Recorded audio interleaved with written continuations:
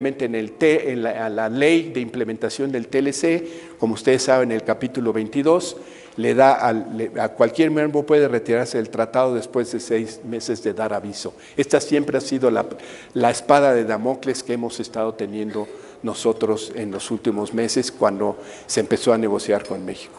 Y también, entonces, en pocas palabras, las leyes, hay diversas leyes que le otorgan al presidente poderes legales para llevar a cabo acciones del tipo que ha estado usando.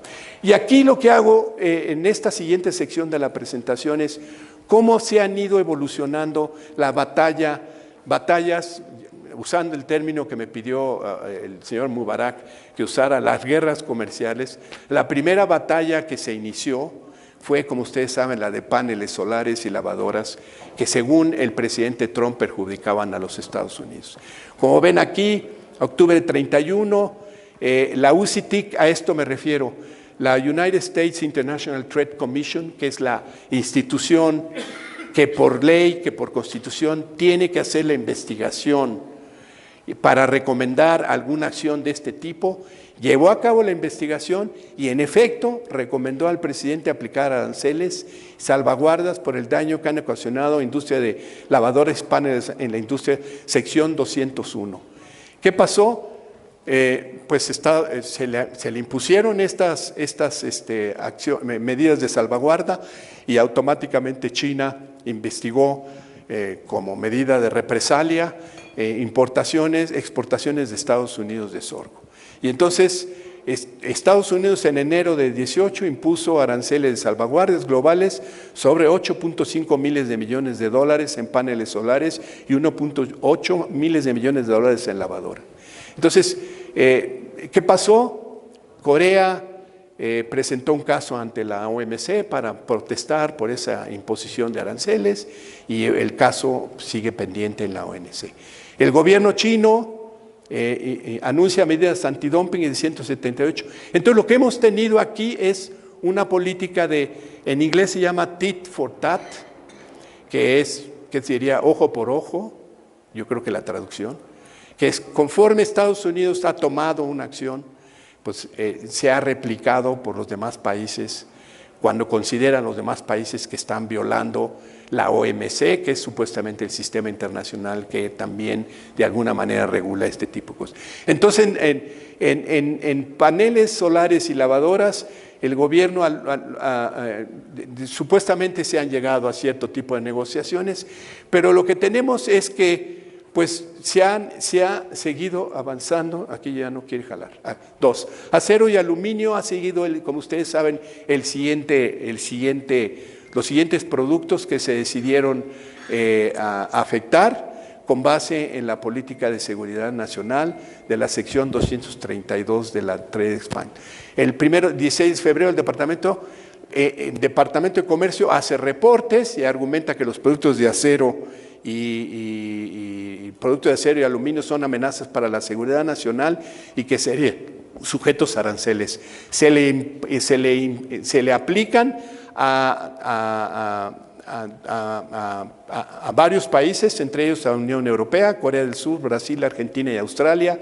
Canadá, como saben, a México y Canadá también se les impusieron, pero luego se les exentó, diciendo que en la medida en que se lograra un buen acuerdo del TLC, se iban a eliminar esas aranceles. Y así podemos ver que en Corea, ¿qué pasó con China?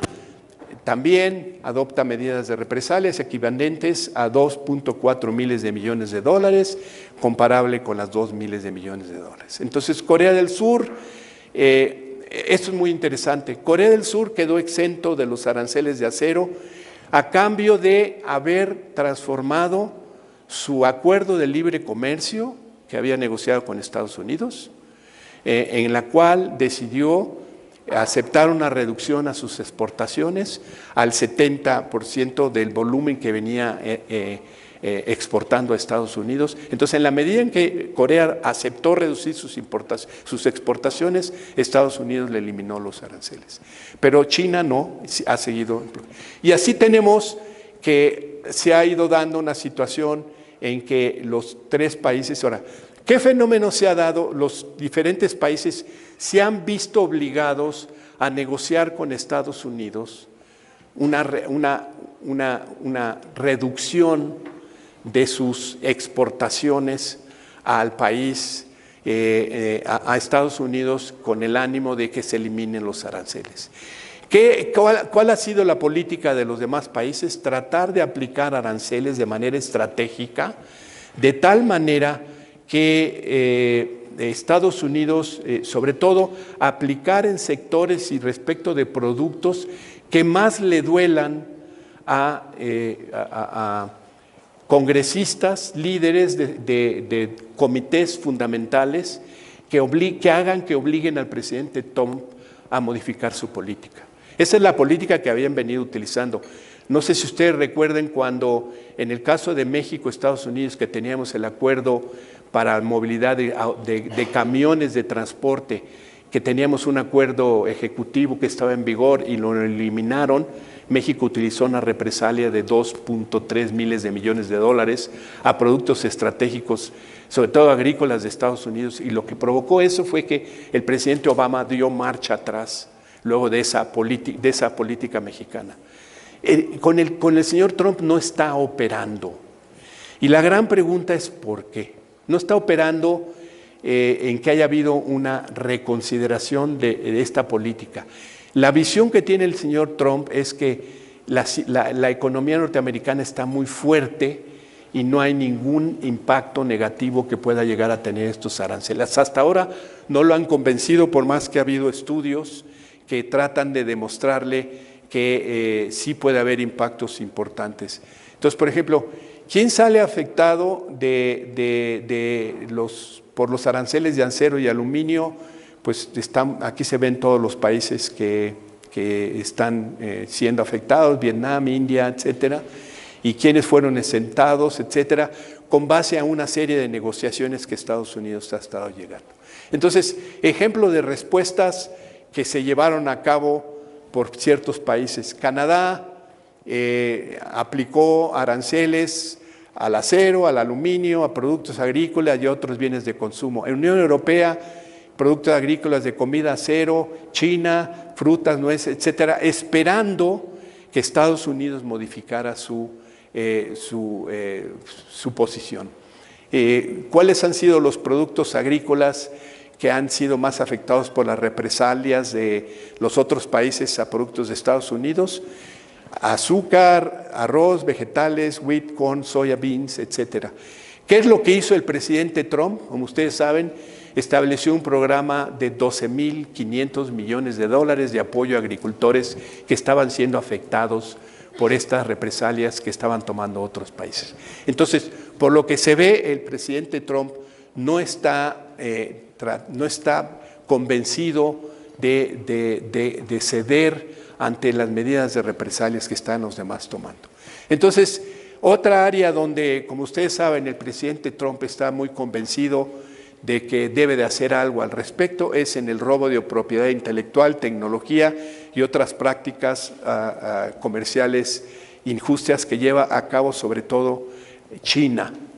¿Qué ha pasado? Que tenemos una situación en que Estados Unidos ha impuesto aranceles y China ha tomado represalias y demás. Que el robo de propiedad intelectual ha seguido avanzando de tal manera que actualmente está amenazando con que va a llegar a más de cubrir el 90% del comercio chino que llega a Estados Unidos. Entonces, como podemos ver, hay un convencimiento. ¿Cómo se explica este convencimiento del presidente Trump? En una primera etapa vimos que el presidente Trump estaba rodeado de grupos que de alguna manera frenaron estas medidas, pero en la actualidad los que están muy convencidos de que Estados Unidos se está perdiendo en comercio internacional, se han ido influyéndolo y han ido convenciéndolo de que lo que están haciendo está muy bien. La imposición de aranceles por Estados Unidos sigue escalando y ahora en la actualidad representa casi 200,000 millones de dólares del valor de importaciones que estarían cubiertas. Entonces, ahora, el otro tema que está como una espada de Damocles es el tema de autos como amenaza a la seguridad nacional. Ya se inició una investigación y se ha llevado a cabo audiencias públicas y se está hablando de la posibilidad de subir aranceles al 25% en esos productos. Estos podrían costar alrededor. Ahora, la mayoría de estudios alrededor de estos aranceles demuestran que el impacto sobre el empleo en Estados Unidos puede ser muy negativo. Lo que pasa es que los estudios dicen que probablemente se vaya a expresar en el mediano plazo y no en el corto plazo, y es por esto que el presidente Trump no ha cedido. ¿Qué podríamos decir que pueden ser elementos institucionales que pueden llegar a limitar la política comercial de Trump? Bueno, un primer elemento creo que es importante es que a pesar de que existe una mayoría republicana en el Congreso, existe una división muy clara en el Partido Republicano sobre el tema comercial. Los republicanos siempre han tenido una agenda pro libre comercio y en actualidad, por ejemplo, los líderes, bueno, ya como ustedes saben, Paul Ryan se va a retirar, pero Mitch McConnell están muy a favor de esto y contribuyeron a asegurar el apoyo republicano a la Ley de Autoridad de Promoción Comercial, que fue la que dio origen precisamente a todas las negociaciones de acuerdo con el Telecan y demás. Otros elementos que probablemente limiten y hagan que modifique su política el presidente Trump es que las elecciones del medio término va a haber una renovación de la Cámara de Representantes y 35 de los escaños del Senado. Se espera que exista un cambio en el Congreso. En un escenario común, en el Senado los demócratas solo necesitan 2 lugares para tomar el control. Cambiarán probablemente las elecciones de 2018, cambien las prioridades del electorado, incluso en los distritos electorales que eligieron a Trump. Por ejemplo, 32 republicanos elegidos por primera vez en 2016 le enviaron una carta a Lighthizer expresando su preocupación por las políticas que estaban llevando a cabo y el daño potencial a los negocios, agricultores, etcétera. Sobre todo señalando que sería gravísimo que se retiraran del Telecan. Entonces, estos 32 signatarios de senadores, 27 representan partes de los Estados Unidos que votaron por Trump en las elecciones presidenciales. Bueno, pues es una posibilidad que probablemente cambie la composición del comercio y entonces, pues yo creo que existe una posibilidad de que esto frene esta política que está llevando. Estudios de instituciones tan importantes como el Peterson demuestran que los impactos en la pérdida de empleos para Estados Unidos pueden llegar a ser muy importantes en el futuro, que también sea, aquí está, por cada empleo que se gana de los productores acereros y de aluminio, se perderán 18,000 trabajos en otros sectores. Y lo mismo se considera que en el sector agrícola, tan solo aranceles lanzó un rescate, como dije, 12,000 millones de dólares y granjeros. Entonces, estos serían los 4, ¿se acuerdan? Las políticas que se había propuesto originalmente el presidente Trump. Pero también se propuso negociar acuerdos que sirvan para todos los norteamericanos. Entonces, mencionamos que la primera, en esta parte de la agenda, había hablado de abandonar al TPP, pero ya, como saben, en los últimos meses ha hablado de la posibilidad de recuperarlo. De hecho, lo paradójico y lo interesante a mencionar, que es en la parte final de esta presentación, en la negociación del Telecan, mucho de lo que se había negociado en el TPP se recupera en la negociación del Telecan. Entonces, el TPP-11, el CTPPP, se negoció por parte de Japón y por parte de los demás países que formamos parte, un poco con la idea de que sea un acuerdo que siga abierto para que Estados Unidos pueda participar en él. De hecho, la negociación del CTPPP se hizo con la idea de que había que congelar aquellas provisiones del acuerdo que en Estados Unidos había insistido que se negociaran. y que estuvieran en el mismo. El acuerdo entre los 11 países que están firmando el CTPP es que hay que dar la oportunidad de que Estados Unidos se inicie ahí. ¿Cuál es la idea de esto? La idea es que están calculando que esto que está llevando a cabo el señor Trump no puede sobrevivir mucho tiempo y es muy probable que en un futuro gobierno probablemente haya una reconsideración y probablemente haya un deseo de regresar al CTPP. Ya está la puerta abierta y en base a esto es que se negoció el TPP.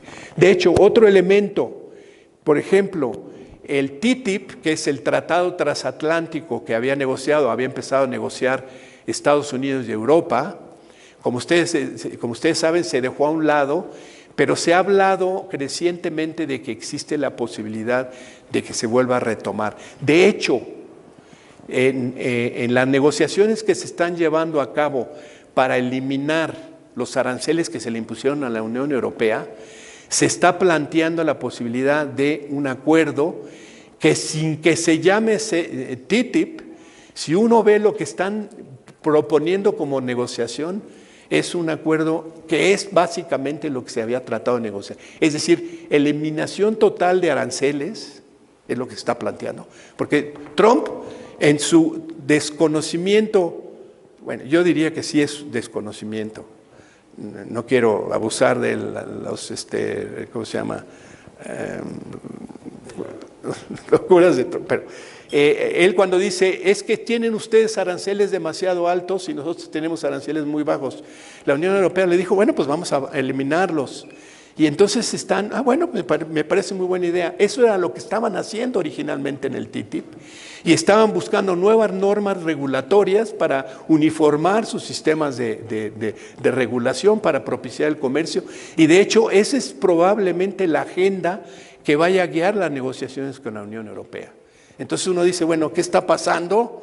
Pues está pasando que el señor Trump no entiende, pero de algún modo si logran los negociadores, como pasó con ahorita llego a eso, como pasó con el TLC, sin decirle que están incluyendo cosas del TPP, pues el propio Trump le dice, estamos ganando, pues perfecto, pero eso ya lo había ganado con el TPP. Ahora lo que logró el TLC es precisamente confirmar que era una buena idea, pero no le llames así, porque pues, si no, verdaderamente es un problema. Entonces,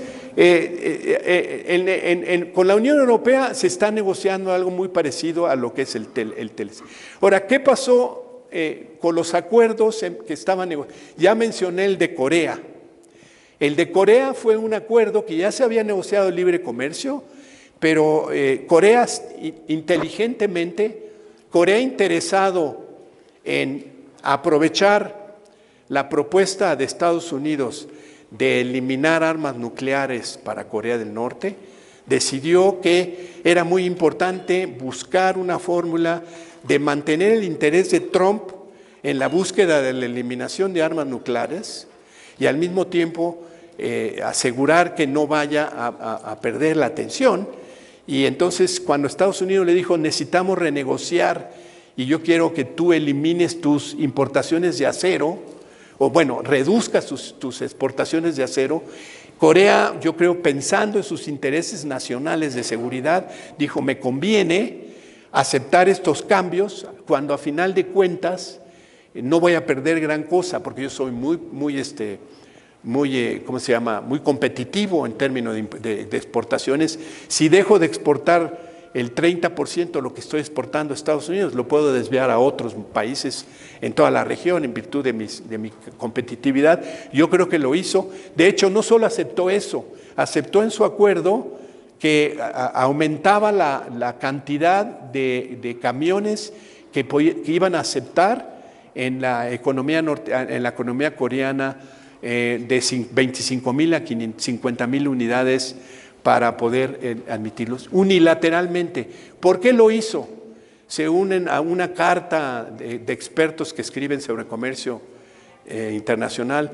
Decían que los negociadores coreanos se burlaban en una charla informal con otras gentes en Washington diciendo, lo que pasa es que de todas maneras, aunque les abramos más el mercado, En Corea a nadie le gustan los camiones norteamericanos, es probablemente no los vamos a comprar de todas maneras, no nos pueden obligar, les abrimos el mercado, pero eso no quiere decir que lo va a comprar el consumidor. Y eso es precisamente un poco la estrategia coreana. Pero a final de cuentas lo que ellos privilegiaron ahí fue su visión de tener el apoyo norteamericano para temas de seguridad. Bueno, entonces esto es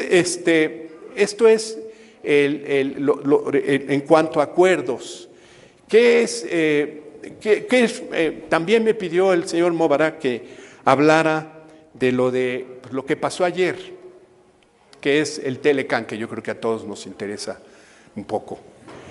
Bueno, como ustedes saben, el Telecán pues, tuvo curvas muy complicadas desde el inicio. Desde la definición como el peor acuerdo de la historia que había negociado Estados Unidos, hasta un acuerdo que era importante renegociar, pues siempre hubo una incertidumbre sobre exactamente qué iba a pasar. De hecho, si ustedes leyeron o tuvieron en sus manos el libro del ¿cómo se llama? Se me fue el nombre, pero el escritor del Washington Post que sacó sobre Trump, en que revela, con base a sus entrevistas, como ustedes saben, revela que en una primera instancia ya había dado Trump, ya había pedido que iba a retirarse el Telecán, ya se había escrito la carta, pero uno de los más allegados de Trump vio la carta y dijo, la quitó, se la llevó, y el Trump ni siquiera se acordó de que había que firmar. Bueno, le habían pedido, le había dicho a alguien, prepara la carta para salirnos del Telecán. Y se le olvidó. Y entonces ya estaba ahí, el otro que era alguien que dijo, esto es una locura, la quitó. Eso lo revela en el libro. Entonces dice uno, ¿cómo es posible? Pues sí, sí es posible. Así es el señor Trump, duerme 4 horas, 3 horas, está con tweets, tiene una short span of attention, como dicen en inglés, y entonces se llevó la carta y pues no se eliminó del Telecán. Y así había estado conforme, sin embargo, al mismo tiempo, cuando se planteó cuál era la agenda de negociación, uno encontró que la agenda era muy amplia, era una agenda ambiciosa. Una agenda que cubría no solo los temas que ya estaban incluidos en el Telecán, sino nuevos temas que eran muy importantes para modernizarlos. Entonces eso explica que México y Canadá dijeran, con todo, y México con todos los insultos, con todo lo que pasaba, que nos agarraran como piñata, yo creo que vieron una oportunidad de que había una ventana de oportunidad para poder negociar algo que pudiera ser útil para México. Y la prueba de ello es que pues se sentaron a la mesa seriamente y dijeron vamos a negociar. Y entonces bien sabemos cuál era la agenda, yo creo que todos ustedes la hemos visto en el año y medio, etcétera. Entonces hubo una tensión sobre cuáles temas eran los que debían de incluirse o no. Queríamos nuevos temas. ¿Por qué era importante renovar al Telecán? Bueno, porque el simple pasaje del tiempo había hecho que el Telecán ya hubiera quedado un poco obsoleto. No había ningún mecanismo, bueno, sí había, pero no funcionaban para revisarlo cuando algo faltara o para modernizarlo.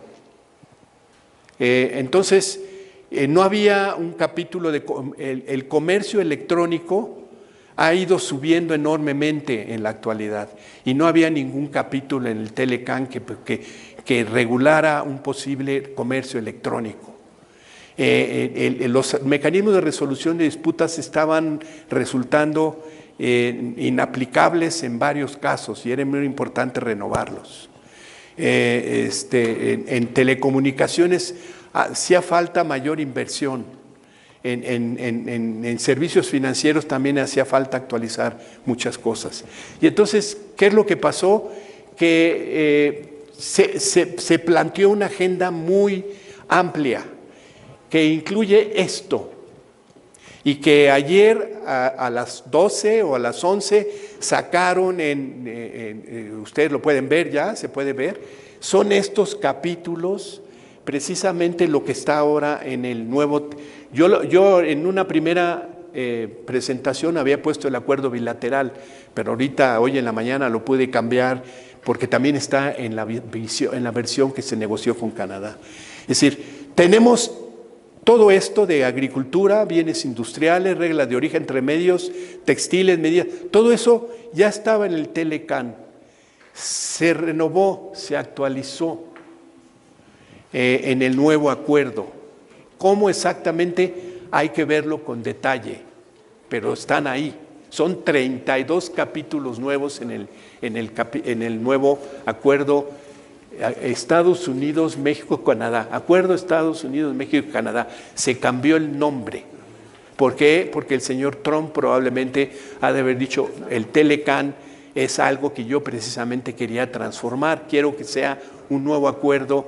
No, afortunadamente no pidió que fuera acuerdo Trump, nombre de algún tipo más cercano a él, pero se cambia el nombre. Pero ¿qué es lo que se puede notar en el nuevo acuerdo?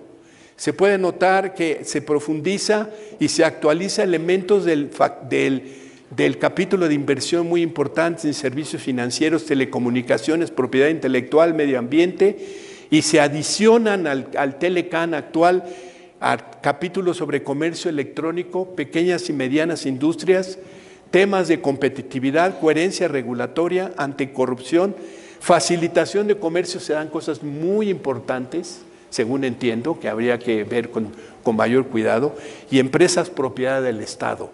La idea es que las empresas actúen con base a reglas de mercado y no con base a reglas de mercantilismo, como es el que normalmente luego seguían, etcétera. Entonces, lo que tenemos es una coexistencia, que era lo que yo decía hace rato, entre el Telecán 2.0, que se acaba de firmar, y el TPP-11, que tenemos ya nosotros firmados en estos capítulos. ¿Qué es lo que sabemos hasta el momento de todo lo que se negoció, que fue publicado anoche en la página de la Oficina del Representante Comercial? Es que hay una modernización con disposiciones del siglo XXI en propiedad intelectual, comercio electrónico de mínimos, se surve el margen de compras que puede haber de 50 a 100 dólares, libres sin pagar arancel y gravámenes, y esto sin duda favorecerá el comercio entre pequeñas industrias, pequeñas industrias, y luego servicios financieros. Se establece un régimen muy general, muy importante. En laboral y medio ambiente hay algunas críticas que hicieron el señor en una entrevista, pero bueno, en donde hay una problemática tal vez es en este tema de reglas de origen, que es lo que quisiera yo un poco platicar. ¿Y ahora? No sé qué pasó. Aquí está. Ahora, algo importante es que creo que nos debe quedar claro que el acuerdo está lejos de ser un hecho consumado.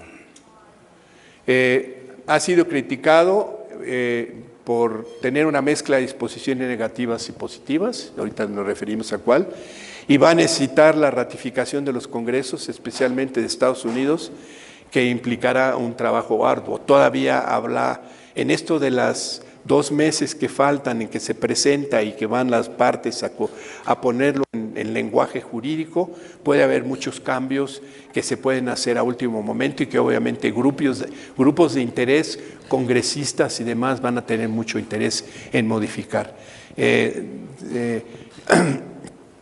¿Qué es lo que tenemos? ¿Qué es lo que tenemos que podríamos destacar como positivos claramente del nuevo acuerdo?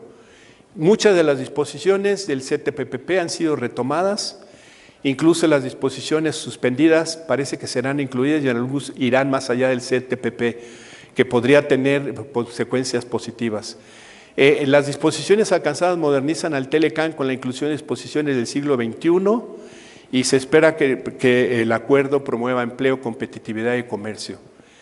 En concreto, comercio digital asegura el flujo libre de datos, texto, imágenes y voz, prohíbe impuestos y aranceles en transmisiones electrónicas, protege propiedad intelectual incorporada en el código fuente propietario y prohíbe medidas que requieren el uso de servidores ubicados en país receptor. El capítulo de propiedad también garantiza 10 años de exclusividad a datos costosos que son recopilados para evaluar seguridad y eficacia de nuevos medicamentos médicos y 75 años de protección a derechos de autor y establece medidas coercitivas para detener piratería. El umbral de mínimos, como dije, un mínimo de $100 por envío libre de impuestos con un formulario simplificado que está por arriba del umbral actual de $50. También creo que Canadá lo aceptó, subir a $100, lo cual va a facilitar el comercio en línea, no solo de Amazon, por ejemplo, sino miles de medianas y pequeñas industrias. Servicios financieros garantiza prácticamente la misma libertad comercial para todos los tipos de servicios financieros, banca, corretaje, préstamos, entre Nueva York, México, como entre Nueva York, California. Esto está cerca de la práctica que ya tenemos, pero que era importante asegurar, sobre todo con un gobierno del presidente López Obrador, que va a exigirle que cumpla con muchas regulaciones que pudiera tener la tentación de eliminar en el futuro.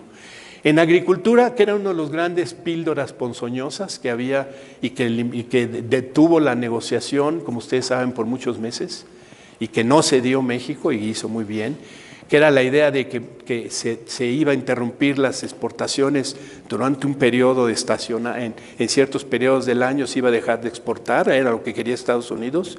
Se eliminó Estados Unidos eso, entonces se refuerza el régimen de libertad de libre comercio que teníamos en el Telecán y se amplía garantías de nueva biotecnología agrícola que estaba ausente y asegura que sean criterios científicos los que subyazcan a las medidas de seguridad y sanidad aplicadas al comercio. Como ustedes saben, hay países que prefieren utilizar, en lugar del enfoque científico para establecer medidas de sanidad, prefieren lo que ellos llaman el enfoque preventivo. ¿Cuánto me falta? ¿Ya? 5 minutos y acabo. Enfoque preventivo quiere decir que simple y llanamente, porque al consumidor pues, no le gustan, por ejemplo, las hormonas, carne que usen hormonas, pues esa no la quieren comprar porque hay ahí el rumor de que causan algún problema. Y entonces, pues por prevención, impiden importaciones de ese tipo de carne.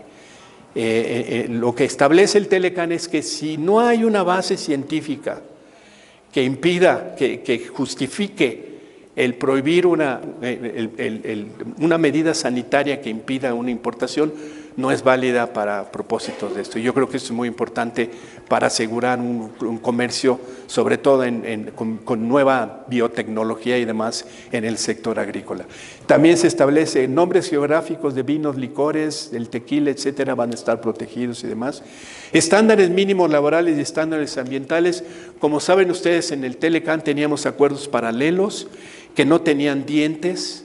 Y ahora lo que van a tener estos acuerdos, estos capítulos que sí ya van a estar en el nuevo acuerdo, es que se pueda ver que haya obligación de que haya libertad sindical, que no haya trabajo de menores, que se cumplan con todas las reglas laborales de la Organización Internacional del Trabajo. Yo creo que en México nadie debería de decir que no estamos de acuerdo con esto. Lo que necesitamos es un régimen que permita libertad del sindical, etcétera, y reglas más de acorde a como la mayoría de los países las toman, y es lo que el nuevo Telecán. Había resistencia y algunos sectores dicen que no debíamos haberlas aceptado, debíamos haber mantenido, pero de hecho ya lo habíamos aceptado en el TPP y ahora actualmente aquí se consolidan también en el Telecán. Entonces, ¿qué más?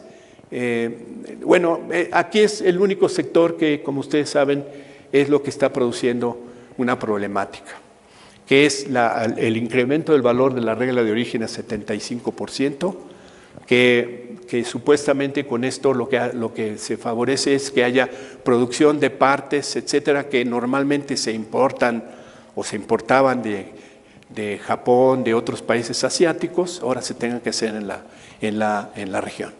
Esto, por un lado, puede ser atractivo, el problema es que no es tan fácil llevar a cabo esa transformación, sobre todo que no queda claro cuándo entrarán en vigor estas reglas, se dice que en 2020, se dice que en 2022.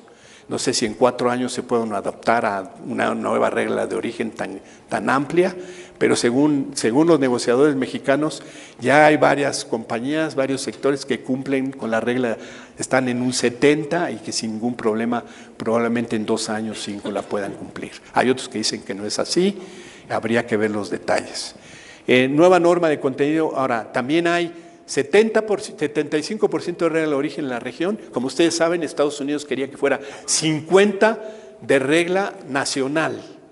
Eso tampoco México lo aceptó, ni Canadá, y se aceptó que sea 75, pero de todo contenido regional. El problema es que hay también una regla de que al menos el 40% del valor de los automóviles y piezas deben ser realizados por trabajadores a los que les paguen 16 por hora. Obviamente esto va dirigido a que no sean en zonas que en México. El problema es que cómo cuenta uno el salario. Los robots no cobran salario, ¿no? Entonces, y si la mayoría de las empresas están robotizadas, entonces, ¿cómo se va a contar el salario? Probablemente de técnicos y de todos los miembros de la empresa, y probablemente en alguna proporción, buen número de ellos sí ganen más de $16, pero sí, sin duda, algunas empresas van a estar siendo afectadas por esta regla. Y bueno, y la otra nueva regla también es que el 60% se dice también que México tendría un límite de exportaciones automotrices, de exportar. Yo había leído la semana pasada 2.4, pero hoy en la mañana hablando hoy en la mañana con un amigo me dijo, no, son 2.6, no sé cuál sea, ojalá y sea 2.6, porque en la actualidad estamos exportando alrededor de 1.8 millones de autos. Entonces yo lo que entiendo es que el gobierno mexicano dijo, tenemos un buen número de años para poder llegar a esa cuota y no nos va a afectar, y ya para entonces probablemente haya un nuevo presidente. Yo creo que es un poco el cálculo también. Y 90,000 millones de dólares de autopartes, supuestamente en la actualidad estamos exportando alrededor de 70,000. Entonces estamos con un margen posible de... ¿Por qué esto es importante? Porque supuestamente si excedemos esa cuota, ese límite, se aplica la regla de seguridad nacional de arancel de 25%. Lo cual, según el gobierno mexicano, lo que dicen es, podíamos disputarlo ante la OMC. Pero el problema es que mientras lo disputas y pasan quién sabe cuánto tiempo, pues está aplicado el arancel y entonces eso puede ser problemático. Pero entonces, el gobierno de México está calculando, según dijo Guajardo, el secretario Guajardo, que estos aranceles no van a sobrevivir mucho tiempo porque van en contra de toda lógica. Y probablemente va a tener que dar marcha atrás el presidente Trump en el futuro. Entonces, y que al mismo tiempo las exportaciones ya están cubiertas por mínimo un periodo de 4 años. Bueno, yo creo que también en resolución de disputas, bueno, aquí ya no me da tiempo, dijeron 5. Rápidamente, capítulo 19, Canadá lo mantuvo, México parece que lo decidió dejarlo a un lado, y no lo consideró tan importante como para mantenerlo. Y yo como antiguo panelista en ese capítulo les puedo decir que no estaba funcionando tan bien como algunas gentes dicen, porque no había un sistema a través del cual se obligaran que los panelistas fueran nombrados a tiempo. La idea original de ese capítulo era que funcionara de manera más eficiente y más rápida que la OMC, y no era el caso. Yo, como le dije, yo participé ahí, eso no estaba funcionando mejor. Entonces yo no creo que sea una gran... Si es que se confirma, porque yo lo que había entendido es que si Canadá lo obtenía, México automáticamente también obtenía el 19, pero hay que ver la letra chiquita. Si es 3, es un acuerdo trilateral. Yo es lo que creo que puede llegar a ocurrir. Entonces, y en el capítulo 11 se restringió la operatividad de los sectores que puede cubrir para apoyar las demandas de inversionistas extranjeros. Nada más se otorga para energía, gas, para inversiones en infraestructura, etcétera, en 4 o 5 sectores, cuando en el pasado era para todos los sectores. La gran pregunta es si esto le va a dar seguridad a los inversionistas en México, es la gran interrogante, sobre todo ante un gobierno que no necesariamente esté tan comprometido con la idea de obligarse por normas internacionales.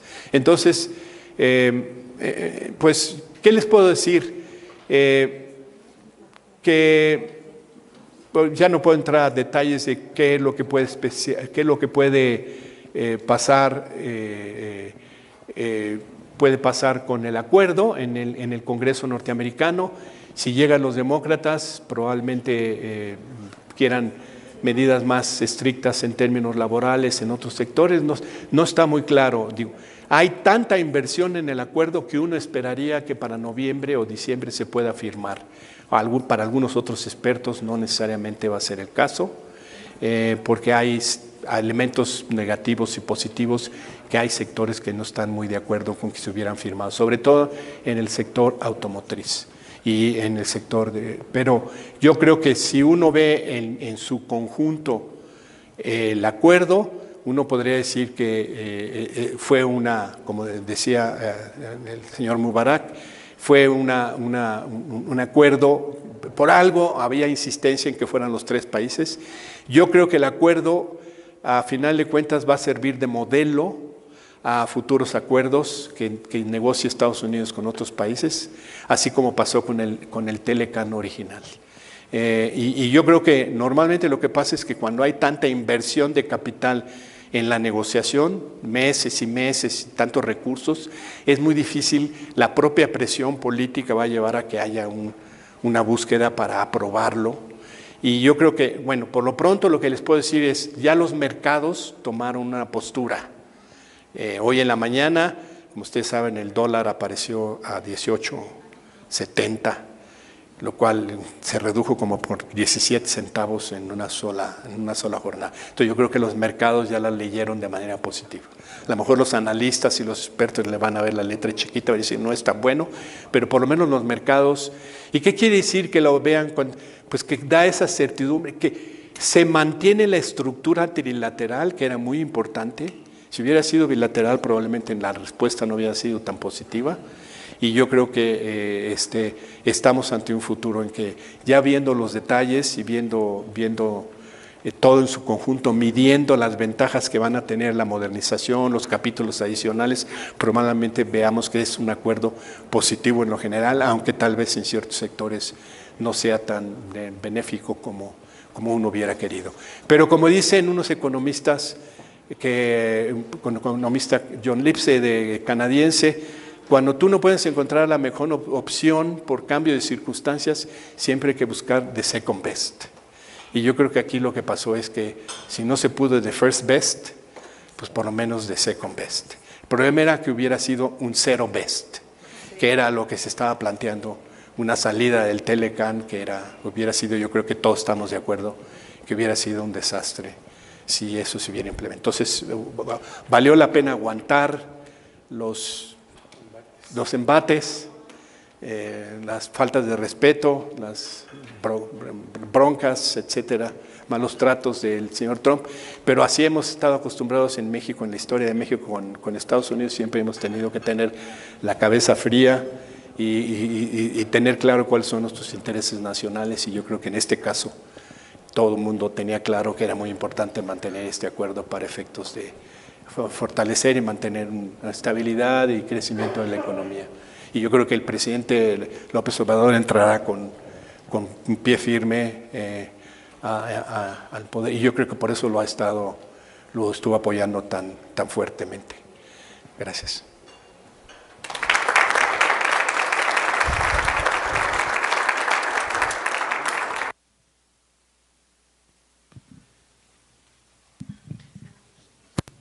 Muchas gracias.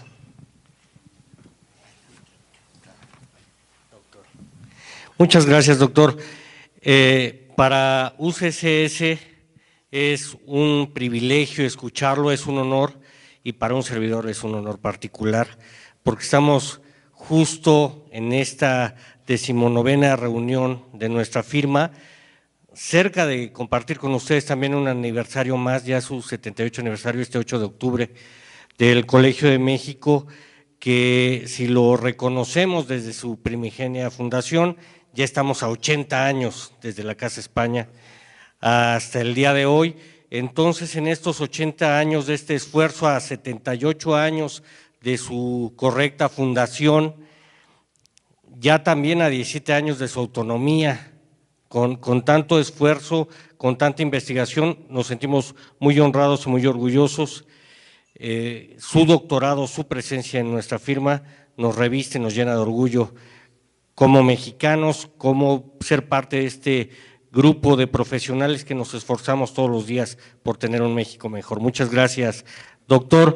Y con este sencillo reconocimiento le otorgamos al doctor Gustavo Vega Cánovas un reconocimiento por su presencia como expositor en el Diplomado de Normatividad Internacional, Auditoría Financiera, Fiscal y Gubernamental en nuestra Junta Anual en nuestro orgulloso UCE y CS México. Gracias, Mauricio, por lograr este esfuerzo y gracias al doctor por compartir tanto conocimiento y tanta investigación, tanta experiencia. Gracias, doctor.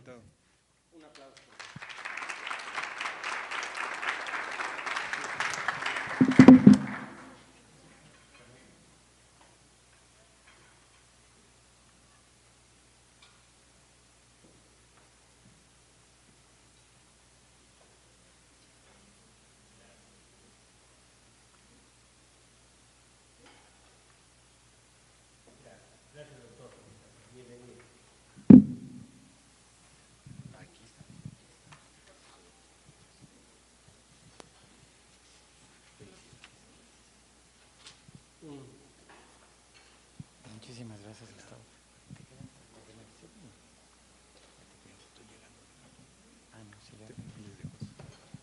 Sí, muchísimas gracias al doctor Gustavo Vega. Debo decirles que él llegó de Japón de un viaje de investigación ayer en la noche. Bueno, hubo incluso riesgo de que no llegara por un tifón que había por ahí por Japón. Y bueno, al final salió el avión a tiempo y aquí está. De verdad le agradezco mucho, independientemente de todo, por el deseo de apoyarnos, ¿verdad? Y entonces pues vamos a seguir.